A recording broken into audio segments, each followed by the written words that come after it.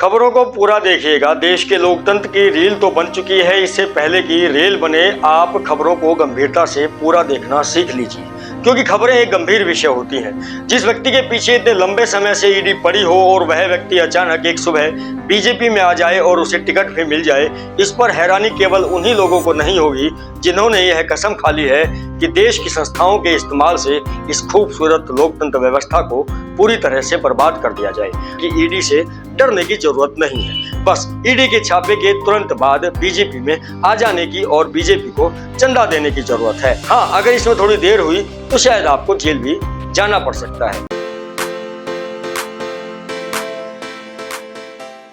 24 मार्च को नवीन जिंदल शाम 8:30 बजे ट्वीट करते हैं कि मैंने 10 वर्ष कांग्रेस पार्टी के कुरुक्षेत्र के सांसद के रूप में संसद में प्रतिनिधित्व किया है।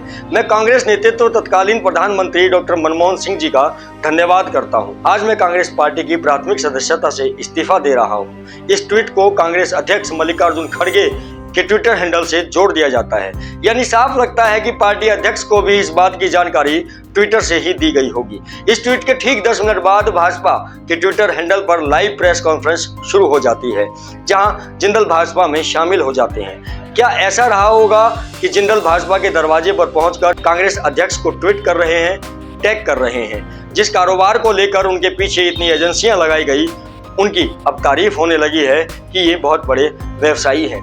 कुछ देर के बाद उन्हें टिकट मिलने की भी घोषणा होती है। रात 12 बजे से पहले ही टीवी चैनलों पर नवीन जिंदल की बाइट चलने लग जाती है कि टिकट मिल गया है और मैं धन्यवाद करता हूं। अगले दिन जिंदल ने हरियाणा के मुख्यमंत्री नायब सिंह सैनी और पूर्व मुख्यमंत्री मनोहर लाल खट्टर के साथ अपनी तस्वीर पोस्ट कर दी।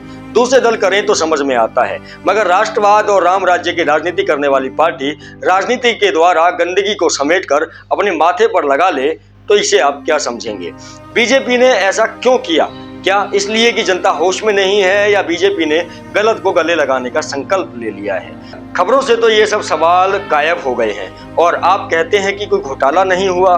सबसे बड़ा घोटाला तो यही है कि जिस पर घोटाले का आरोप लगाया गया, जिस पर 2015 से 2022 तक ईडी छापे मारती रही, उससे बीजेपी ने चंदा भी ले लिया और उसे अपनी पार्टी में भी ले लिया और उसे टिकट भी दे दिया। कोल घोटाले में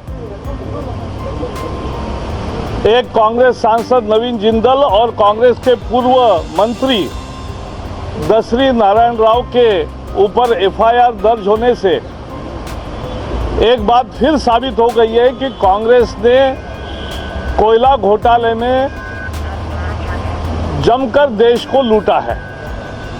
कोयला घोटाले को लेकर भाजपा 2024 के चुनाव में वोटर को याद दिलाना चाहती है और इस घोटाले के आरोपी नवीन जिंदल को अपनी पार्टी में भी ले लेती है। इस तस्वीर को देखिए। कर्नाटक के जनार्दन रेड्डी अमित शाह से मुलाकात कर अपनी पार्टी का विलय बीजेपी में कर रहे हैं। जनार्दन रेड्डी पर सीबीआई के 9 मामले लंबित हैं। जिस व्यक्ति के खिलाफ 5 साल में अवैध खनन के इतने मामले दर्ज हों, उसे अमित शाह बीजेपी में क्यों ले रहे हैं? रेड्डी ने अपने बयान में कहा कि वह अमित शाह को बाहर से समर्थन देना चाहते थे, लेकिन अमित शाह की इच्छा थी कि पार्टी का मर्जर कर दिया जाए। जनार्दन रेड्डी के मामले का संबंध सीधा सीधा कोयला घोटाले और ईडी से नहीं है, लेकिन इस मामले में भी जांच एजेंसियों की विश्वसनीयता दांव पर है। बीजेपी विरोधी दल के नेताओं से कहती है कि जांच एजेंसियों पर भरोसा कीजिए और कोर्ट के आदेश का इंतजार, मगर बीजेपी खुद जांच एजेंसियों की कार्रवाई के बाद भी कई नेताओं को अपनी पार्टी में ले आती है।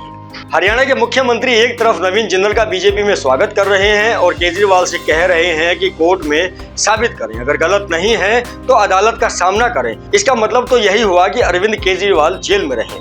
यही बात नवीन जिंदल और जनार्दन रेड्डी पर क्यों नहीं लागू हो सकती? नवीन जिंदल का बीजेपी में शामिल होना किसी भी नेता का अपनी पार्टी से झोला उठाकर बीजेपी में चले आना नहीं है। ठीक 1 साल पहले की रिपोर्टर कलेक्टिव्स की एक रिपोर्ट की ओर मैं आपका ध्यान आकर्षित करना चाहता हूं। उन्होंने कहा, भारत का लोकतंत्र कांग्रेस हो या बीजेपी, शायद इनके हाथों का अब खिलौना बन चुकी है। आप जनता 5 किलो फ्री अनाज पर खुश हुए जा रहे हैं, यहाँ इस तरह के खेल रचे जा रहे हैं। रिपोर्टर्स कलेक्टिव के पत्रकार श्री गिरिजेश जयहल और कुमार संभव की मार्च 2023 की एक रिपोर्ट है, जिसकी याद दिलाना चाहता हूँ। यह रिपोर्ट अल जजीरा की वेबसाइट पर भी छपी है। इस रिपोर्ट में बताया गया है कि 2014 में सुप्रीम कोर्ट ने 204 कोयला खदानों को निरस्त कर दिया था। इसमें जिंदल समूह के 9 ब्लॉक की माइनिंग करने का जो ठेका उन्हें मिला था, उसे भी निरस्त कर दिया गया था। लाइसेंस आखिरकार क्यों रद्द किया गया? राज्य सरकार की कंपनियों को जो खदानों का ठेका मिलता था वह प्राइवेट कंपनियों को गुप्त रूप से सरकारी कंपनियों ने दे दिया और मुनाफा सरकार को नहीं प्राइवेट कंपनियों को ही जाता था।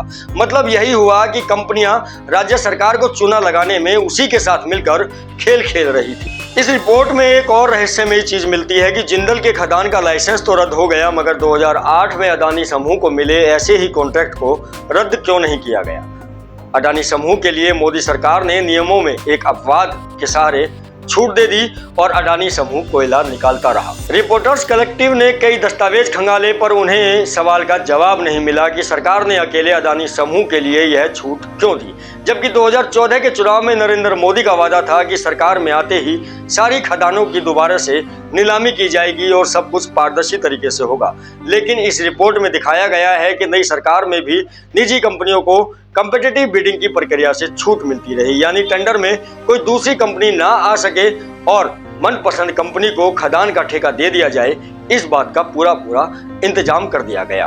अब आपको समझ में आया कि जिसे कोयला चोर कहा गया वह आज बीजेपी में क्यों है, और बीजेपी में होने से उस कोयला चोर को भी कोई दिक्कत नहीं, क्योंकि यह मामला राजनीति और जनता की सेवा का नहीं बल्कि पैसे के धंधे का और चुनावी चंदे का है। अगर अरविंद केजरीवाल नवीन जिंदल की तरह अपनी पार्टी का विलय बीजेपी में कर देते या अपनी पार्टी छोड़कर खुद बीजेपी में चले आते तो आज शायद ईडी उन्हें जेल न भेजती। साफ दिख रहा है कि ईडी का दुरुपयोग सारी सीमाओं को पार करता जा रहा है। इनके छापे में 3 बातें साफ नजर आने लगी हैं।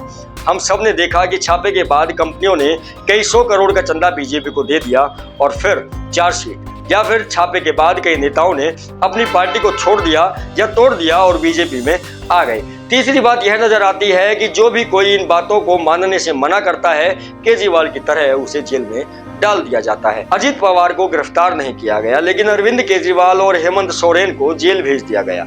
नवीन जिंदल बीजेपी में आ जाते हैं, उनका आना बता रहा है कि ईडी से डरने की जरूरत नहीं है, बस ईडी के छापे के तुरंत बाद बीजेपी में आ जाने की और बीजेपी को चंदा देने की जरूरत है। हाँ, अगर इसमें थोड़ी देर हुई तो शायद आपको जेल भी जाना पड़ सकता है।